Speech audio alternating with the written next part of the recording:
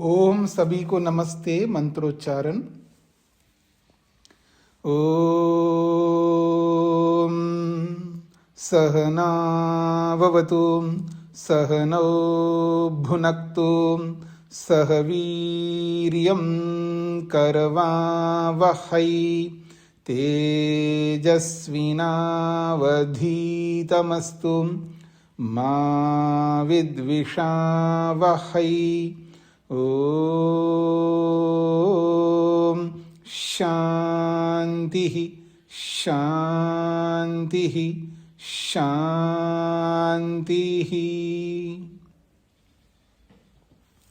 वेदांत दर्शन की 84वीं कक्षा है। दूसरे अध्याय के दूसरे पाद के 25 सूत्र हमने पूरे किए हैं। पिछले प्रसंग में उभयथा च दोषात् आकाशे च अविशेषात् अनुस्मृतेश्च, इन 3 सूत्रों पर विचार हुआ है।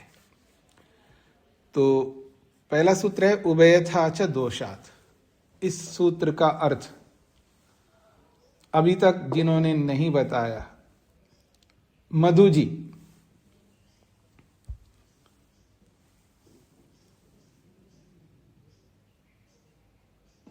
स्वामी जी सादर नमस्ते। जी। स्वामी जी पढ़ा तो था मैंने, लेकिन और मैं सुना भी था, लेकिन उतना हृदयंगम नहीं हुआ।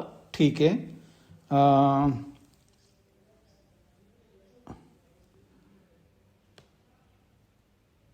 अभी तक जिन्होंने नहीं बताया है, अच्छा अभी तो किसी से भी पूछ लेता हूं मैं।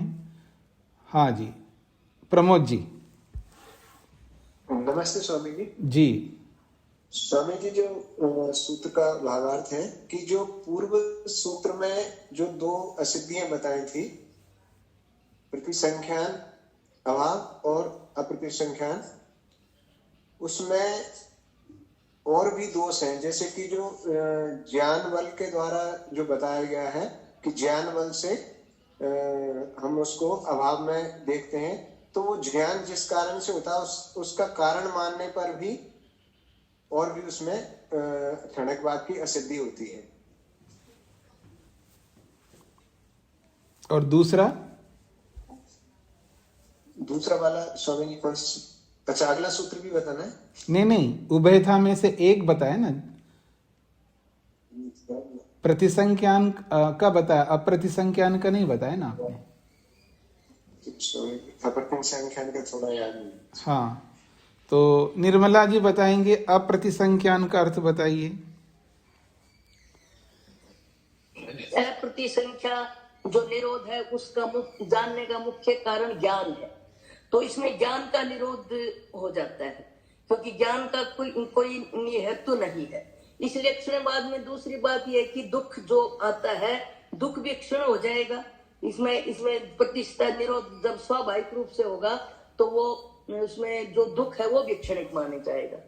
तो इसलिए ये क्षणिकवाद ठीक नहीं है। समझ दुख अगर क्षणिक मानेंगे तो वो ये ठीक नहीं। हाँ, एक आप शब्द का उच्चारण अभी सीख लीजिएगा। ज्ञान नहीं बोलना है, ज्ञान। हाँ, ज्ञान बोलना है। मैं सोच भी रही थी लेकिन फिर बोल गई, वो जैसे आदत पड़ी हुई है जी। हाँ जी, ठीक है। नीरजा जी बताएंगी दोनों अर्थ उभयथा च दोषात् का। माइक खोलना है। स्वामी जी नमस्ते जी। सूत्रकार उसमें और भी दोष निकालते हैं क्षणिकवाद में। जैसे पहले सूत्र में प्रतिसंख्या निरोध और अप्रतिसंख्या निरोध का खंडन किया था। उसमें बहुत सारे दोष सिद्ध किए सूत्रकार ने।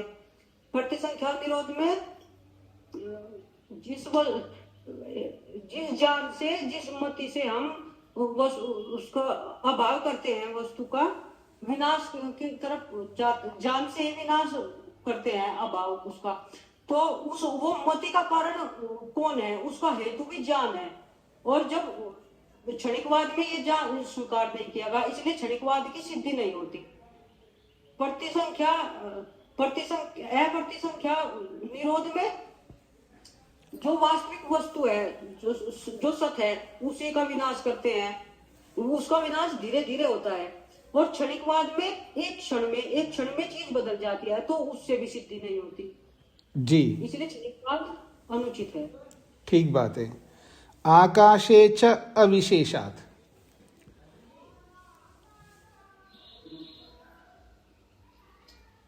तो उमा जी बताइए। स्वामी जी नमस्ते। जब तक हम प्रतिसंख्या निरोध और अप्रतिसंख्या निरोध का के ऊपर विचार कर रहे थे, अब इसमें हम कहते हैं कि आकाश का भी अभाव है। यदि आकाश का अभाव है तो शब्द उसका लक्षण है आकाश का, यानी कि आकाश ऊपर है प्रकृति में, इसलिए तीनों में समान रूप से विरोध आएगा। इसलिए क्षणिकवाद में ये भी सिद्धांत गलत। जी, अनुस्मृतेश्च वेद प्रिया जी।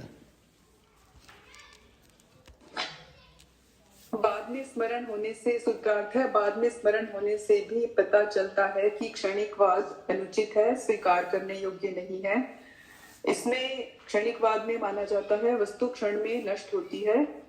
अगर वस्तु क्षण में नष्ट होती है तो जिसको हमने पूर्व में देखा और पूर्व में सुना, तो ना सुनने वाला होगा, ना जिसको देखा जा रहा है वो भी नहीं है, और देखने वाला भी नहीं है। क्षणिकवाद में दोनों नष्ट हो जाते हैं। तो ये स्मृति कैसे होगी कि जिसको मैंने पहले देखा था या सुना था या स्पर्श किया था, अभी मैं उसी को ही देख रहा हूँ, सुन रहा हूँ, स्पर्श कर रहा हूँ।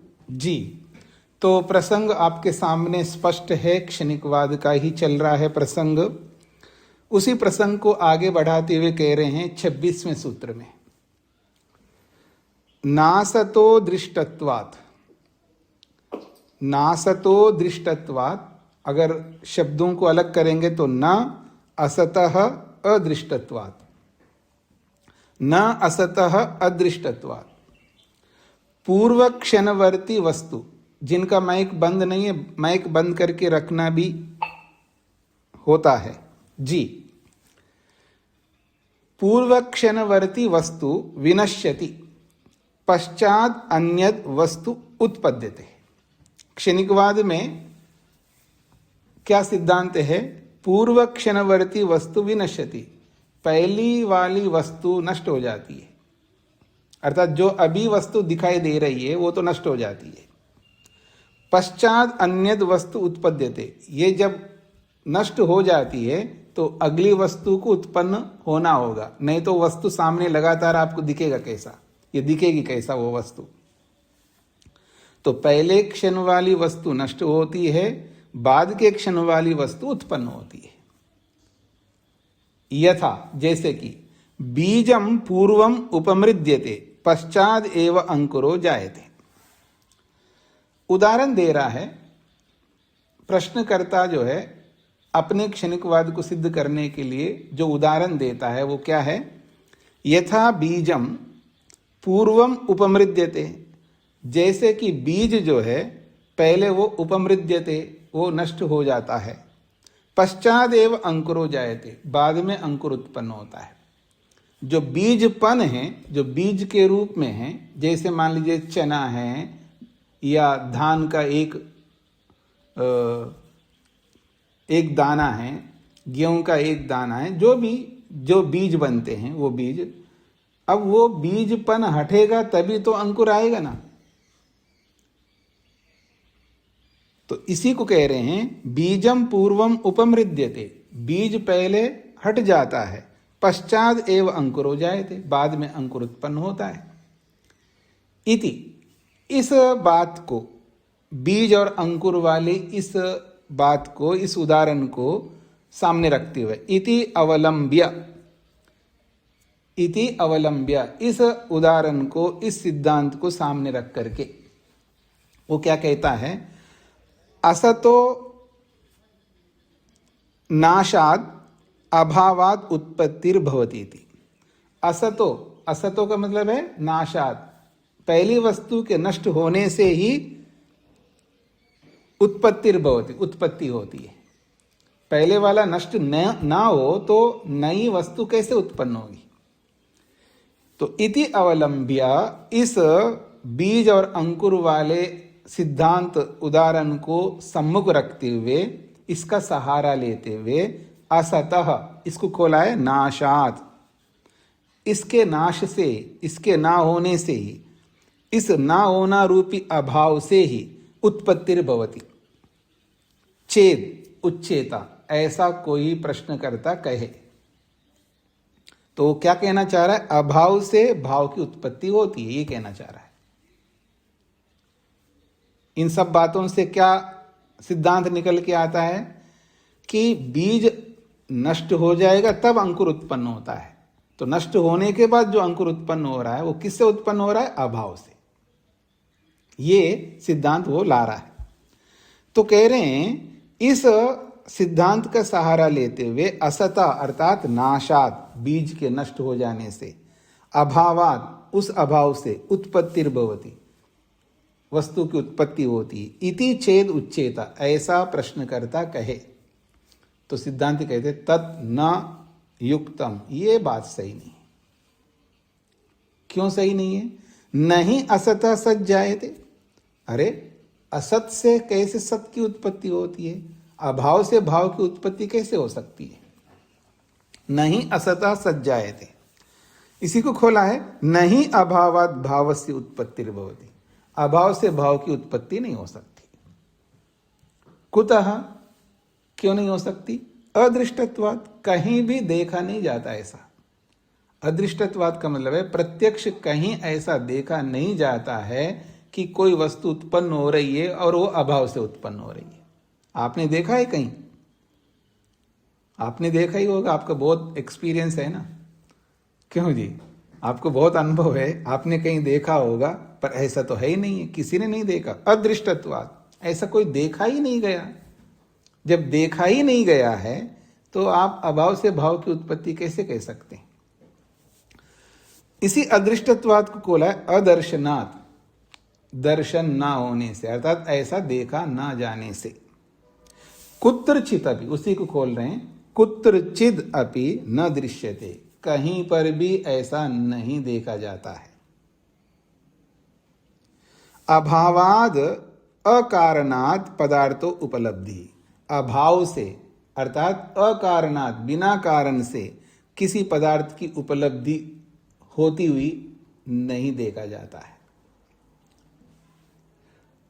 बीज उपमर्दन अनंतरम अंकुर उत्पद्यते, जो आपने उदाहरण दिया है, बीज उपमर्दन अनंतरम, बीज के हट जाने पर, बीज भाव से हट जाने पर अंकुर उत्पन्न होता है, ऐसा जो आपने कहा है। यद बीजम उपमर्दितम तत्खलु अंकुरस्य कारणत्वम, यद बीजम उपमर्दितम, जो बीजपन हट रहा है या जो बीजपन हट गया है, तद, वो जो बीजपन है, तद खलु अंकुरस्य कारणत्वम, वो अंकुर का कारण है। बीज ही तो अंकुर का कारण है, उसको धूमिल करके आप अभाव से भाव की उत्पत्ति बोल रहे हो। तद खलु अंकुरस्य कारणत्वम, वो तो अंकुर का कारण है। न त्यजति, वो कारणपन को वो छोड़ नहीं सकता, वो बीज। त्यजेत चेत, अगर मान लीजिए वो बीज अंकुरपन को छोड़ दे तो कथम उपमर्दितात् गोधूम बीजात् गोधूम एव उद्भवन्ति, यदि वो कारण नहीं है, जो बीजपन हट रहा है, वो बीजपन हटने वाला जो बीजपन है, यदि वो कारण नहीं हो, तो प्रश्न उपस्थित कर रहे हैं सिद्धांती, प्रश्नकर्ता पर प्रश्न कर रहे हैं। क्या? यदि त्यजेत चेत, यदि वो बीजपन कारण ना बन के हट जाए तो कथम, कैसे?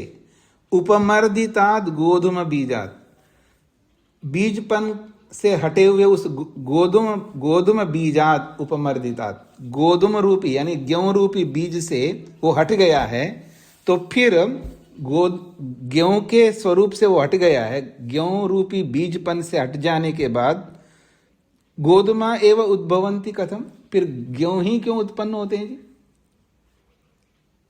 गेहूं वाला जो बीज है, तो गेहूं का जो बीजपन हट गया है, तो उसके हट जाने से फिर गेहूं ही क्यों उत्पन्न हो रहे?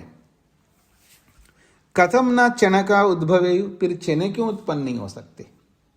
जब वो गेहूं जो है बीज रहा ही नहीं है, अब अभाव से ये उत्पन्न हो रहा है, तो फिर गेहूं ही क्यों उत्पन्न हो रहे हैं, चने क्यों उत्पन्न नहीं हो सकते? एवं इसी प्रकार से चनकोपमर्दनाद गोधुमा कथम न स्यु, जो चने का जो बीज है, चने का बीजपन जब हट गया है तो वहां पर चने ही पैदा होते हैं। कथम गोधुमा न स्यु, फिर वहां गेहूं क्यों नहीं उत्पन्न हो रहे चने के बीज से? गेहूं के बीज से चने क्यों उत्पन्न नहीं हो रहे और चने के बीज से गेहूं क्यों उत्पन्न नहीं हो रहे?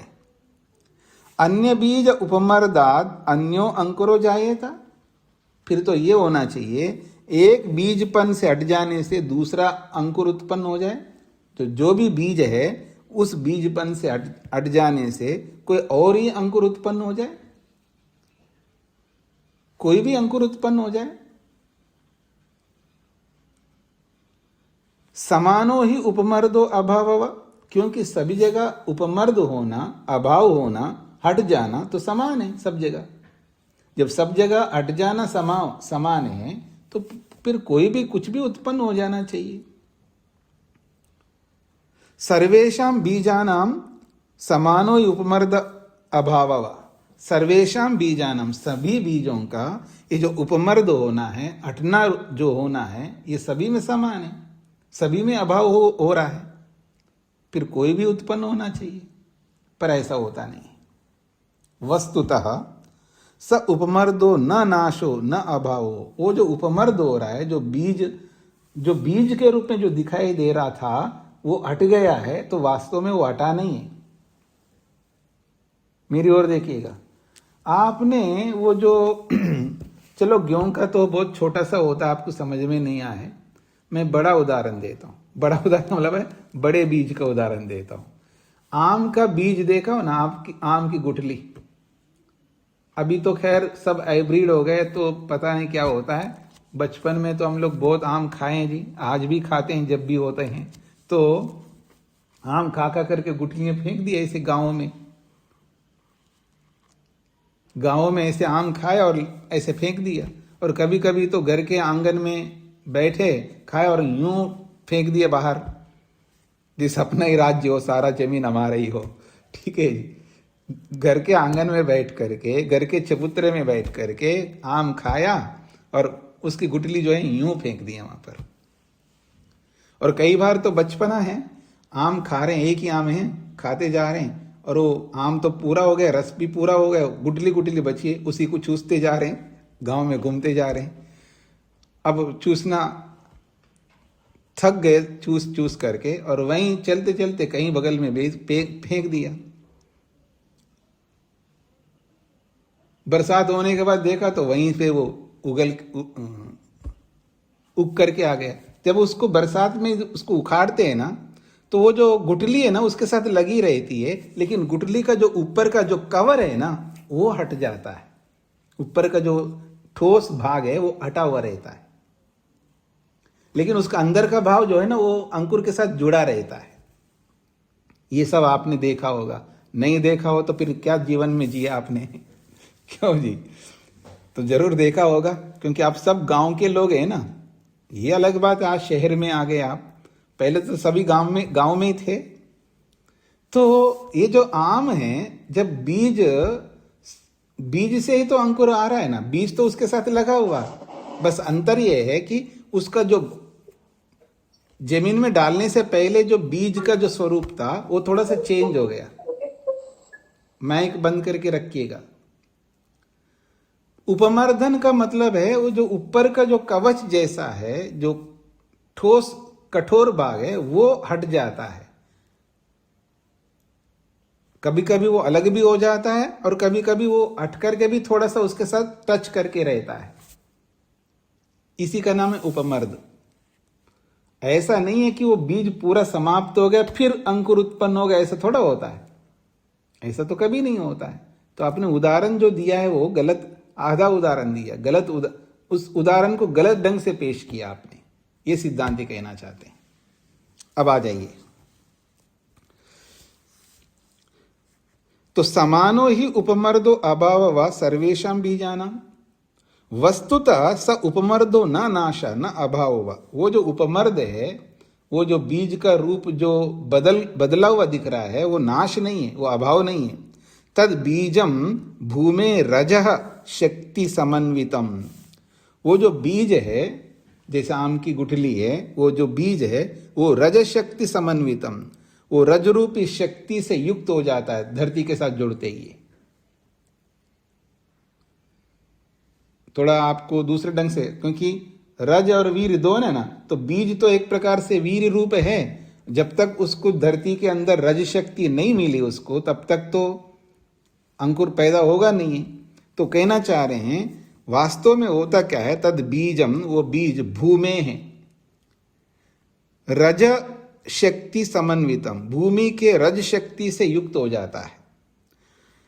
जब उस रज शक्ति से समन्वित होता है, युक्त होता है, तो उपप्रवृद्धम भवति, उपप्रवृद्धम का मतलब वो बढ़ जाता है, वो गुठली का स्वरूप उतना ही नहीं रहता है, थोड़ा सा मोटा हो जाता है, उसका मास बढ़ जाता है। जब मास बढ़ जाता है, बीज का जो अंदर का जो स्वरूप है वो बढ़ जाने से ऊपर का जो कवच जैसा है वो फट जाता है, क्योंकि वो सहन नहीं कर पाता ना, अंदर का जितना भाग था उतना ही नहीं रहा, और रज शक्ति से युक्त होने के कारण से उसका भार बढ़ जाता है, उसका मास बढ़ जाता है, इसलिए उसका कवर जो है वो फट जाता है। ये वास्तव में होता है। तस्मात् न अभावात भावोत्पत्ति, इसलिए अभाव से भाव की उत्पत्ति नहीं होती है। न कारण विनाशात कार्योत्पत्ति भवति, कारण के नष्ट हो जाने से कार्य की उत्पत्ति कभी नहीं हो सकती। सत्सु तंतुषु पटो जायते, जब धागे रहेंगे तभी तो वस्त्र उत्पन्न होता है, ऐसा थोड़ा है कि धागे समाप्त हो जाए फिर वस्त्र आ जाए। इसलिए कह रहे हैं सत्सु तंतुषु, तंतुषु सत्सु, तंतुओं के होने पर ही पटो जायते, वस्त्र उत्पन्न होता है। सत्याम मृत्तिकायाम घट उत्पद्यते, मृत्तिकायाम सत्याम, मिट्टी के होने पर घट उत्पद्यते, घड़ा उत्पन्न होता है। न असत्सु तंतुषु पटो, तंतुषु असत्सु न पटः, धागों के न होने पर न पटा, वस्त्र पैदा नहीं हो सकता। न असत्याम मृत्तिकायाम घटा, मृत्तिकायाम असत्याम न घटा, मिट्टी के न होने पर घड़ा उत्पन्न नहीं होता। क्वचित उत्पन्नो दृश्यते, ऐसा उत्पन्न होता हो कोई वस्तु दिखाई नहीं देता, कारण ना रहे लेकिन वस्तु उत्पन्न हो जाती है, ऐसा कहीं भी क्वचित उत्पन्नो न दृश्यते, कहीं भी उत्पन्न होता हुआ दिखाई नहीं देता है। संपन्ने पटे तंतवो अपि तत्र दृश्यन्ते, एक और बात है, संपन्ने पटे, जब पट कहते वस्त्र को, जब वस्त्र संपन्न हो जाता है अर्थात वस्त्र बन जाता है, फिर भी तंतवो अपि तत्र दृश्यन्ते, उस वस्त्र के अंदर धागे भी दिखाई देते हैं। थोड़ा आप सूक्ष्मता से देखो तो उसमें धागे भी दिखाई देते हैं। तो संपन्ने पटे तंतवो अपि तत्र दृश्यन्ते, जाते घटे मृत्तिका अपि तत्र विद्यते, घड़े के उत्पन्न हो जाने पर मिट्टी भी उस घड़े के अंदर हमें दिखाई देती है, देखने की दृष्टि होनी चाहिए। क्योंकि समवाय संबंधेन समवाय कारणत्वेन वा, और जो कारण है, कार्य के अंदर जो कारण दिखाई देता है वो समवाय कारण से, समवाय संबंध से दिखाई देता है। समवाय संबंध कहते हैं अनिवार्य संबंध, जिसके बिना जो ना हो उसको अनिवार्य संबंध कहते हैं, जिसके बिना जो ना हो उसको अविनाभाव संबंध कहो, समवाय संबंध कहो, अनिवार्य संबंध कहो। तो समवाय संबंधेन, समवाय संबंध से, अनिवार्य संबंध से, अविनाभाव संबंध से, किसका अविनाभाव संबंध? कार्य कारण का। कार्य और कारण अविनाभाव रूप से एक साथ रहते हैं। कारण कभी कार्य से अलग नहीं हो सकता और कार्य कारण से अलग नहीं हो सकता। ये द्रव्यों के विषय में बताया जा रहा है। तो समवाय संबंधे न कहो या समवाय कारणत्वे न कहो, समवाय कारण के रूप में या समवाय संबंध के रूप में या अविनाभाव संबंध से कहो, अनिवार्य संबंध से कहो, वहां पर आपको कारण कार्यों में दिखाई देंगे। ये इसका तात्पर्य है। सूत्रार्थ, अभाव से भाव की उत्पत्ति नहीं होती है। अभाव से भाव की उत्पत्ति नहीं होती है। अभाव से भाव की उत्पत्ति नहीं होती है।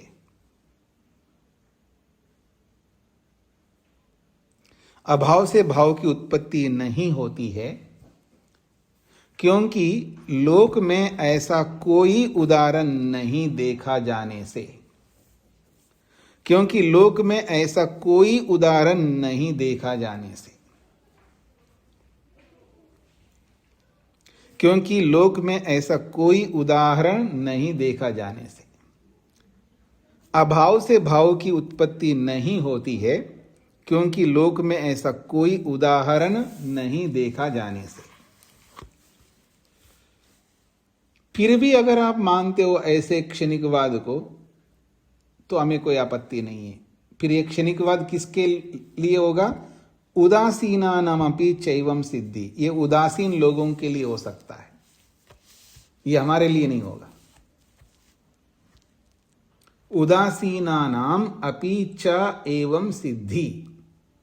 उदासीनानाम अपि च एवं सिद्धि।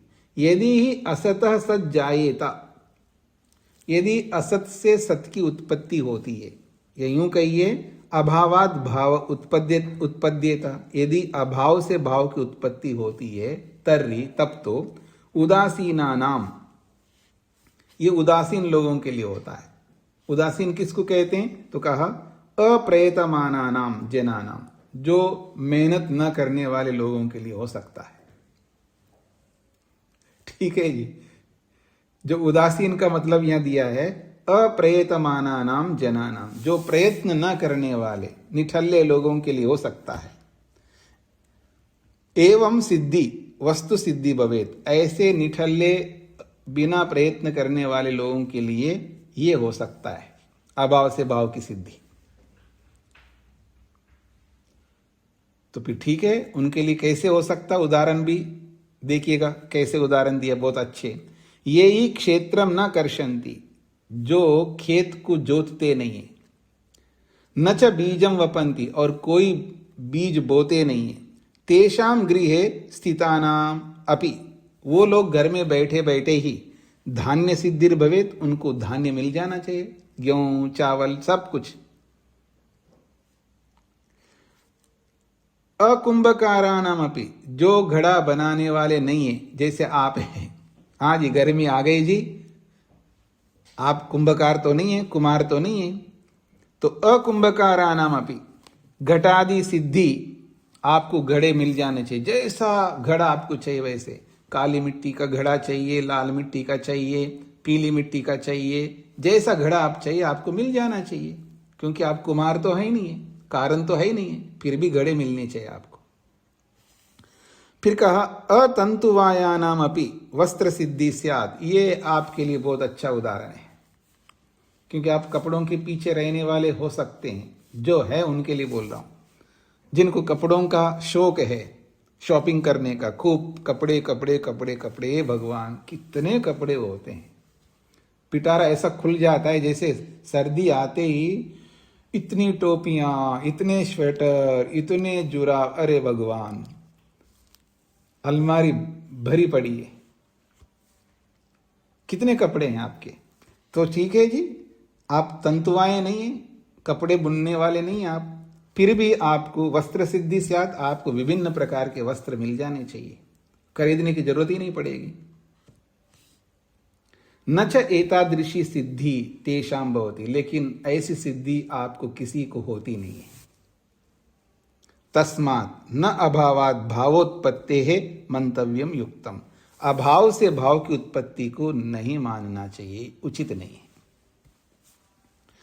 कैसे कैसे लोग होते हैं दुनिया में, आप देखना, अजीब प्रवृत्ति के लोग होते हैं, अलग अलग अजीब अजीब मान्यताओं को लेकर के जीते हैं। उनकी मान्यताओं को सुनने से ऐसा लगता है हाँ हो सकता है, सबकी मति अलग अलग है, सबकी बुद्धि अलग अलग है, कोई भी कुछ भी मानने लगता है। जैसे भगवान के विषय में कितने लोग कैसे कैसे भगवान को मानते हैं, विचित्र हैं उनकी मान्यताएं। मतलब व्यक्ति बुद्धि का प्रयोग बिल्कुल नहीं करता ऐसा लगता है।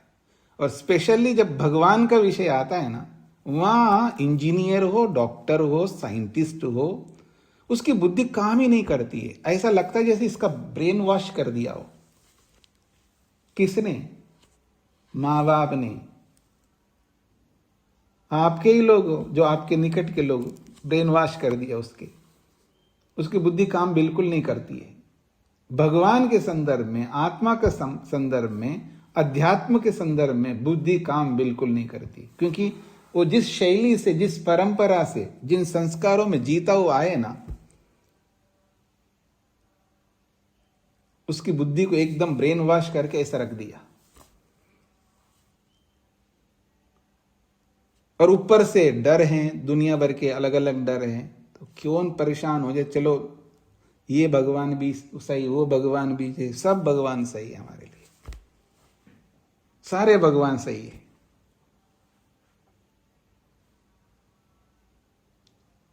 हम लोग, मैं विद्यार्थी काल में था, हमारे गुरुजी के साथ गए थे हम दिल्ली में, किसी के घर में भोजन कर लिया, तो हमारे स्वामी जी महाराज ऐसे निकलते देखा तो ये बहुत बड़ा ऐसा रखा है जिसमें सारी देवी देवताओं का फोटो है। तो उन्होंने कहा अरे इसमें स्वामी दयानंद का फोटो नहीं दिख रहा है। उन्होंने कहा स्वामी दयानंद का फोटो, तो मैं तब विद्यार्थी तो था ही, मैंने सोचा कि स्वामी जी ने ऐसा कैसे कहा, क्या स्वामी जी ये कहना चाहते हैं कि यहाँ स्वामी दयानंद का फोटो लगा के ये पूजा करें। गरम खून होता है ना, खून खोलता है ऐसा जब ऐसी ऐसी बात सुनता है व्यक्ति। खैर आज समझ में आता है उन्होंने क्यों कहा होगा उनको। ठीक है जी। तो कहने के तात्पर्य व्यक्ति बहुत डरता भी है, तो डर के कारण से भी सभी को अपना लेता है। आपका भी मत सही है, मेरा भी मत सही है, आप सबका सही है। तो मांस खाता है, कोई बात नहीं, खाओ, आप भी सही, मैं भी सही। मैं आपकी शादी करूंगा, आप मांस खाओ, मैं घास फूस खाऊंगा, चलेगा। आप भी सही, मैं भी सही।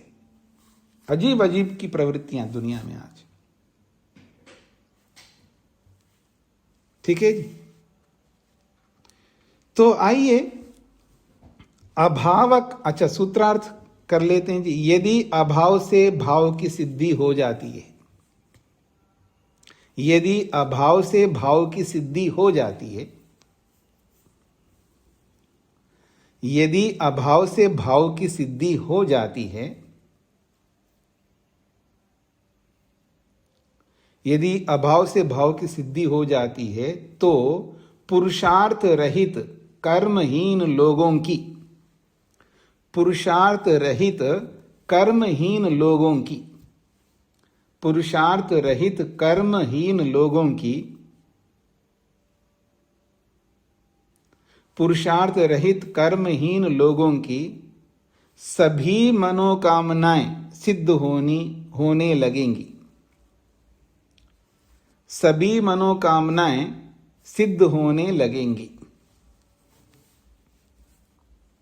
परंतु ऐसा कभी नहीं होता, परंतु ऐसा कभी नहीं होता। यदि अभाव से भाव की सिद्धि हो जाती है, तो पुरुषार्थ रहित कर्महीन लोगों की सभी मनोकामनाएं सिद्ध होने लगेंगी, परंतु ऐसा कभी नहीं होता। मैंने एक बात आपके सामने रखी है कि आप भी सही, मैं भी सही, कैसे जी सकता है व्यक्ति विभिन्न एकदम अपोजिट सिद्धांतों को सामने रखते हुए। क्योंकि शास्त्र यानी विद्या बहुत महत्वपूर्ण होती है जीवन में, और वो जो विद्या है वो केवल एक प्रकार की विद्या नहीं, केवल भौतिक विद्या है तो असफल है, और केवल आध्यात्मिक विद्या है तो भी असफल है। दो प्रकार की विद्या होनी चाहिए व्यक्ति। आप मांस खाओ और मैं, आप नॉन वेजिटेरियन मैं वेजिटेरियन, दोनों साथ रहेंगे, दोनों खाएंगे पिएंगे, दोनों चलेंगे, ये तभी हो सकता है विद्या की कमी के कारण से। जब विद्या अधिक से अधिक विद्या जब होती है ना, तो वहां पर विचार भी समान होने चाहिए, भाषा भी समान होना चाहिए, हर चीज समान होना चाहिए, तभी उसी में ज्यादा सुख होता है। भिन्नता में सुख नहीं होता है, एकता में सुख होता है। भिन्नता में कभी सुख नहीं होता है, अर्थात यूं कहूं पूर्ण सुख नहीं होता है, पूर्ण तृप्ति नहीं होती है, एकता में ही होती है। इसीलिए तो वेद कहता है संगच्छध्वम संवदध्वम संवो मनांसि जानता। हमारे मन भी एक हो, हमारी वाणी भी एक हो, हमारा शरीर भी हो, एक जैसा हो, तभी हमारे को अधिक सुख मिलेगा। कई कई अविद्या वाली बातें भी सामने आती है। मन भेद हो, पता नहीं क्या भेद बोलते हैं, मन भेद हो तो चलेगा, ऐसा कुछ कहते हैं ना, क्या एक वाक्य बोलते हैं लोग, मतभेद नहीं होना चाहिए। हाँ, मन भेद हो तो चलेगा लेकिन मतभेद नहीं होना चाहिए। ऐसे कैसे हो सकता है? मतलब अनेकता में एकता कैसे हो सकता है? अनेकता में एकता नहीं हो सकता। अनेकता में सदा अनेकता रहेगी, एकता में एकता रहेगी। दोनों विरोधी है एक दूसरे के। मतभेद चलेगा नहीं, मतभेद नहीं होना चाहिए, मनभेद चलेगा। अरे मनभेद होगा तो मतभेद ही मतभेद होंगे। जब पति पत्नी दो व्यक्ति के निकट संबंध में ही काम नहीं चल रहा है तो इतने बड़े में कैसे काम चलेगा जी? हाँ जी, प्रश्न नहीं अब इन चीजों को लेकर के। ये तो मैंने बोल दिया आपको, क्योंकि मैं केवल पढ़ाने वाला नहीं हूं ना, बीच में सिद्धांत भी तो रखना है ना जी। आगे बढ़ता हूं मैं। अभाव कारणवादः पर्युदस्तः इदानीम अभाव मात्रमेव सर्वं वस्तु जातम न भावात्मकं बाह्यं किंचित किंतु केवलं विज्ञान मात्रमेव आंतरिकम इति सिद्धांतो निराक्रियते। अभाव कारणवाद पर्युदस्त। अभाव कारणवाद, जो अभाव कारणवाद है ना, अभाव से भाव की उत्पत्ति होती है, ये जो अभाव कारणवाद है, ये जो सिद्धांत है, मत है अभाववाद, ये पर्युदस्ता खंडित कर दिया है। इदानीम अब अभाव मात्रमेव सर्वं वस्तु जातम न, अब समस्त वस्तु समुदाय ही अभाव है ऐसा ना नहीं है। ये जो बोला जाता है ना, ब्रह्म सत्यम जगत मिथ्या, कुछ नहीं है, केवल ब्रह्म एक है, ये एक अलग बात है। ये तो ऐसा है, अभाव मात्रमेव सर्वं वस्तु जातम, समस्त वस्तु अभाव ही है, सब कुछ अभाव है, शून्य जिसको कहते हैं शून्यवाद, कुछ वस्तु है ही नहीं है, कोई वस्तु नहीं है, ऐसा न नहीं है।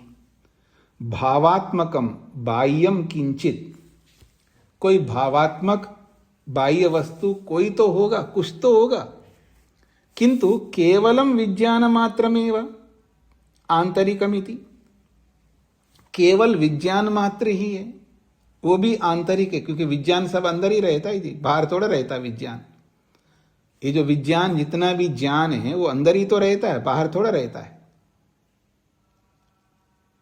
तो केवलम विज्ञान मात्रमेव आंतरिकम, और केवल विज्ञान ही विज्ञान है, वो भी आंतरिक है, ऐसा जो भी मानता, अर्थात विज्ञानवाद, इसको कहते हैं विज्ञानवाद। एक तो शून्यवाद है और एक है विज्ञानवाद है। तो शून्यवाद का तो खंडन कर दिया, अब विज्ञानवाद का भी खंडन कर रहे हैं। तो विज्ञान मात्रमेव, केवल ज्ञान ही ज्ञान है, कोई वस्तु है ही नहीं है।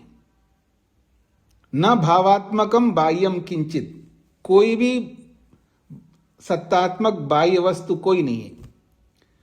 केवलम विज्ञान मात्रमेव, केवल ज्ञान मात्र ही है, और वो भी ज्ञान आंतरिकम अंदर रहता है, ऐसे सिद्धांत को मानने वालों का निराक्रियते खंडन किया जाता है।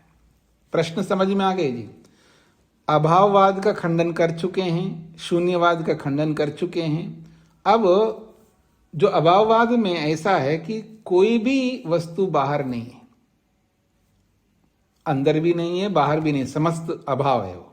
अब विज्ञानवाद में विज्ञान तो है, विज्ञान तो है, लेकिन पदार्थ वस्तु कोई नहीं है। तो बाह्य वस्तु कोई नहीं है, आपको लग रहा है कोई वस्तु है, मेरे को लग रहा है आप है नहीं है, केवल ज्ञान मात्र है, ये ऐसा सिद्धांत है।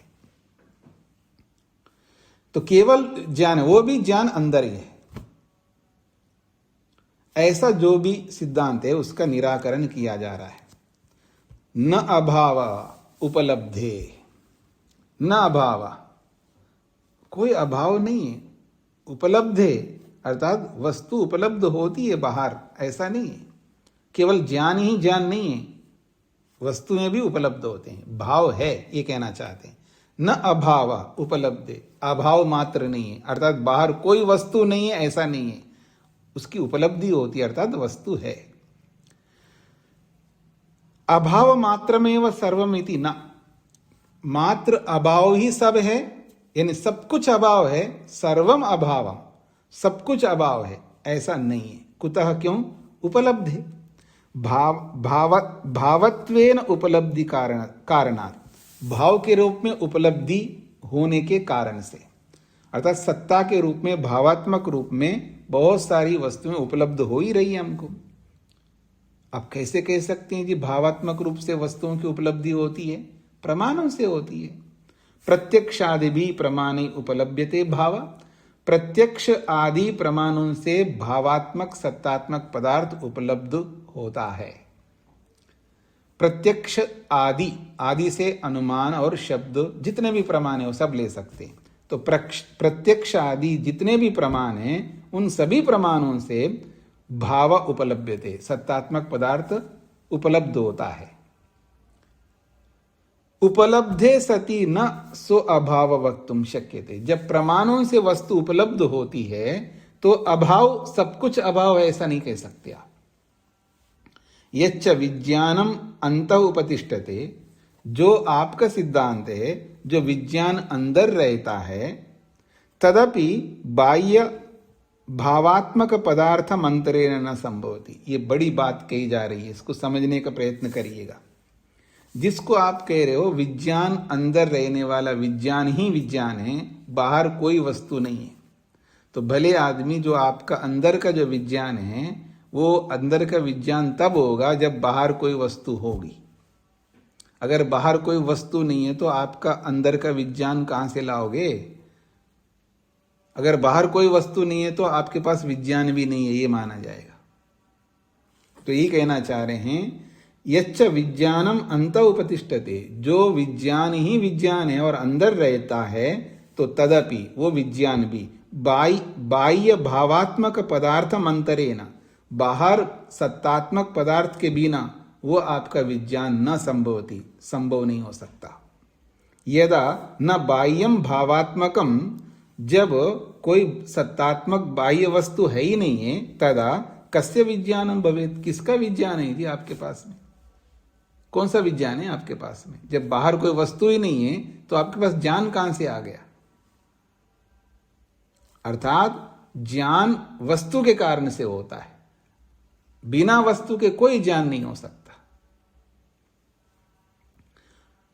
आत्मा का ज्ञान हो, परमात्मा का ज्ञान हो, प्रकृति का ज्ञान हो, सृष्टि का ज्ञान हो, ये पदार्थ वस्तुएं द्रव्य हैं तभी तो विज्ञान है। जब द्रव्य ही नहीं है, पदार्थ ही नहीं है, वस्तु नहीं है, तो विज्ञान कहां से आएगा? उसका खंडन है यहां पर। किंतु तदा तो शून्यत्वम प्रसज्येता, जब कोई बाह्य वस्तु नहीं है तो विज्ञान भी नहीं है, जब विज्ञान भी नहीं है, वस्तु भी नहीं है, तो शून्यत्वम प्रसज्येता, फिर तो सब कुछ शून्य माना जाएगा। नहीं विज्ञानम, न तो विज्ञान होगा, विज्ञाता ही आत्मा, लेकिन आत्मा तो विज्ञान वाला है, दृष्टा है।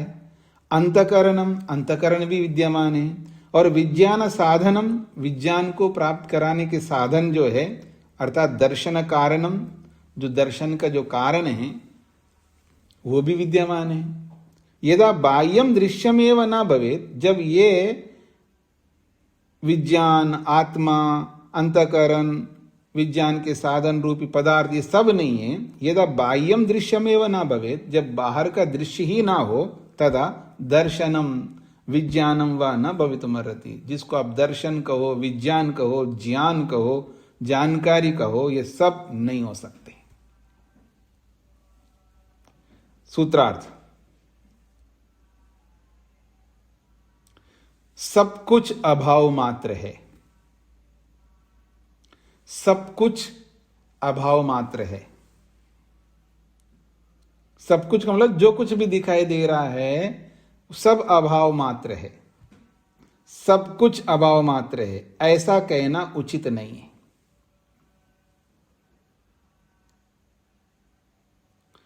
सब कुछ अभाव मात्र है ऐसा कहना उचित नहीं है, क्योंकि प्रत्यक्षादि प्रमाणों से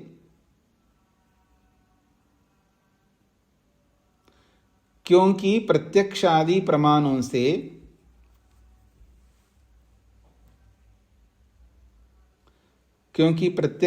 प्रमाणों से पदार्थ दिखाई देने से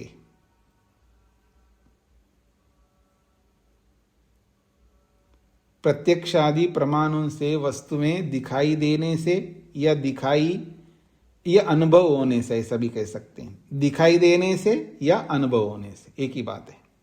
सब कुछ अभाव मात्र है ऐसा कहना उचित नहीं है, क्योंकि प्रत्यक्षादि प्रमाणों से वस्तुएं दिखाई देने से या उपलब्ध होने से, अनुभव होने से। इतना ही सूत्र का अर्थ है। आगे बढ़ता हूं जी। उपलभ्येरन बाह्या भावात्मका पदार्थ। प्रश्नकर्ता कह रहा है उपलभ्येरन बाह्य भावात्मक पदार्थ, बाहर स्थित भावात्मक पदार्थ उपलभ्येरन उपलब्ध हो जाए, हमें कोई आपत्ति नहीं, किंतु ते न वस्तुतः सत्याः, वो वास्तव में सत्य नहीं है।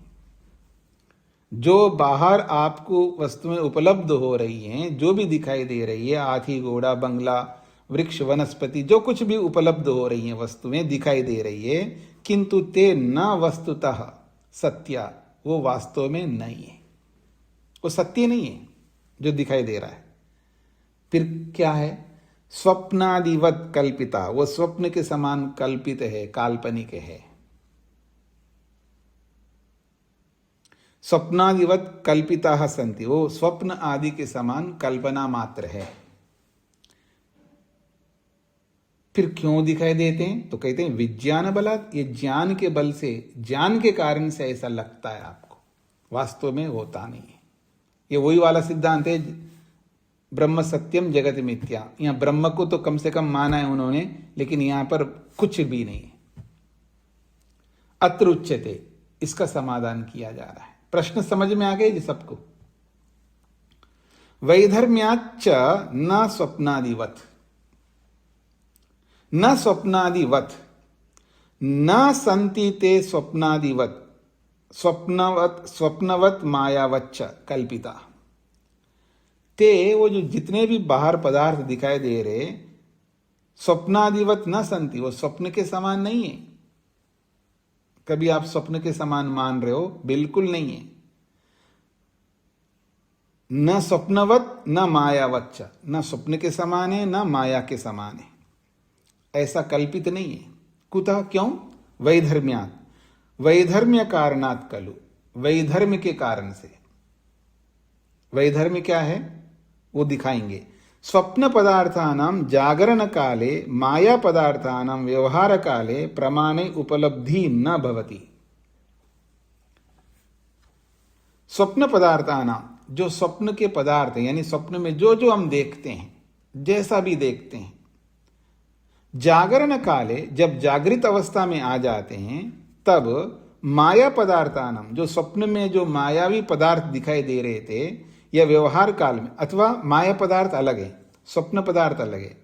माया का मतलब है जो इंद्रजाल से जो दिखाता है ना वो वाला।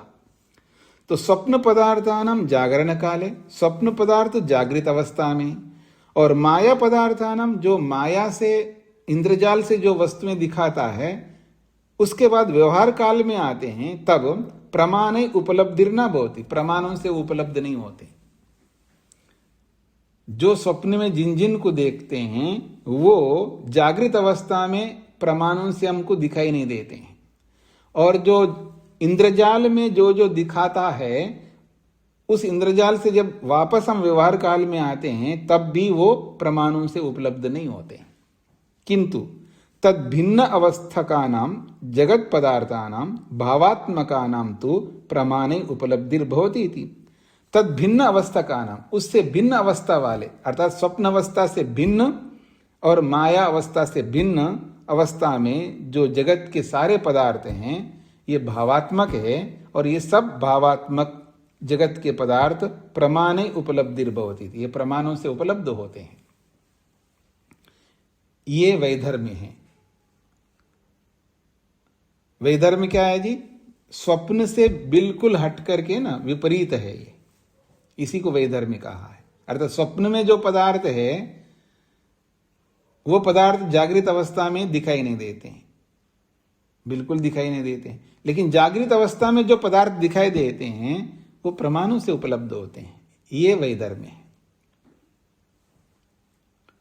तस्माद अभाव मात्रम सर्वम विज्ञानमेव इति सिद्धांतो न युक्ता। इसलिए हम कहना चाहते हैं सब कुछ अभाव मात्र नहीं है और विज्ञान ही विज्ञान है, ऐसा कोई सिद्धांत नहीं है। मात्र केवल विज्ञान है, बाकी कोई भी वस्तु नहीं है, ऐसा सिद्धांत को बताना न युक्ता, उचित नहीं है। यत् खलु जगत मिथ्या स्वप्नवद इति मतम, जो जगत को मिथ्या मानते हैं, स्वप्न के समान मानते हैं, तदपि सूत्रे निराकृतम विज्ञेयम, उसका भी निराकरण इसी सूत्र से मान लेना। जो अद्वैत को मानने वाले जो कहते हैं कि जगत मिथ्या, जगत वास्तव में मिथ्या है, कुछ नहीं है, स्वप्न के समान है, ऐसा जो मानते हैं उसका भी निराकरण इसी सूत्र के माध्यम से समझ लेना चाहिए, ऐसा कहना चाहते हैं भाष्यकार। ठीक हो गए जी। सूत्रार्थ, स्वप्न में अनुभव होने के समान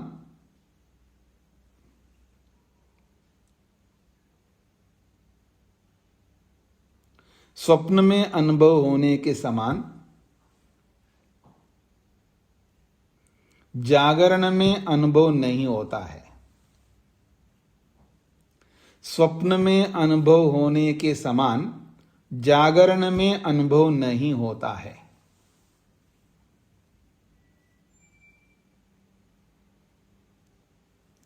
स्वप्न में अनुभव होने के समान जागरण में अनुभव नहीं होता है। स्वप्न में अनुभव होने के समान जागरण में अनुभव नहीं होता है, क्योंकि इन दोनों में परस्पर विपरीत देखा जाने से, क्योंकि इन दोनों में परस्पर विपरीत देखा जाने से, क्योंकि इन दोनों में परस्पर विपरीत देखा जाने से।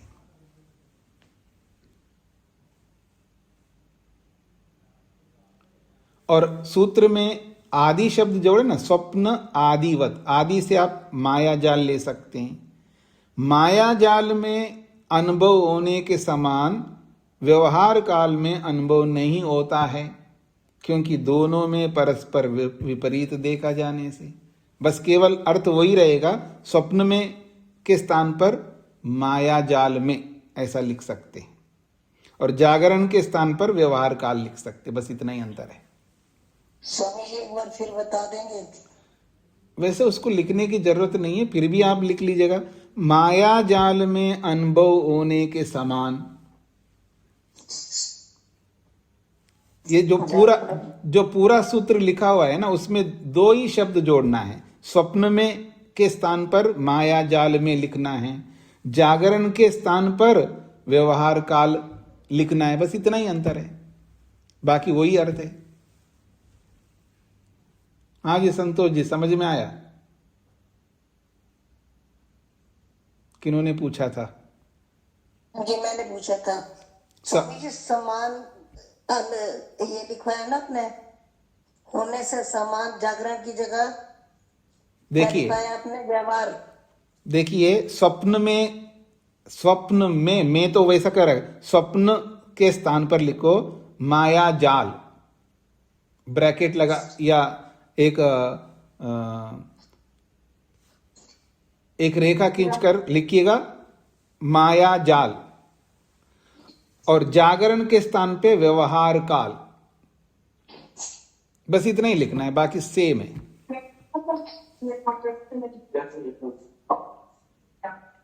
माइक बंद करिएगा। हाँ जी, ठीक हो गया जी, सब कुछ समझ में आ गया होगा। किसी का कोई प्रश्न तो नहीं है?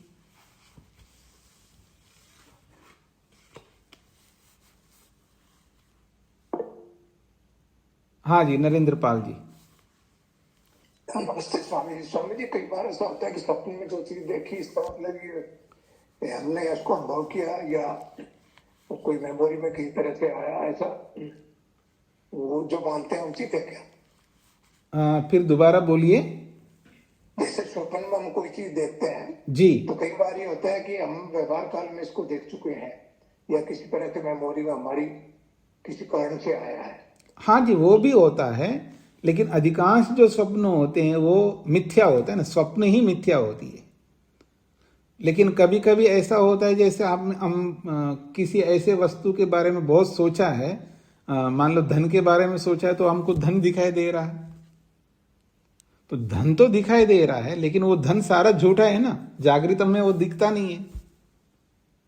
भले ही आप बैंक में जाकर के जो जहां पैसा रखते हैं वो आपने देख लिया है, पूरा पैसा ही पैसा चारों ओर से बंडल ही बंडल दिखाई दे रहा है आपको।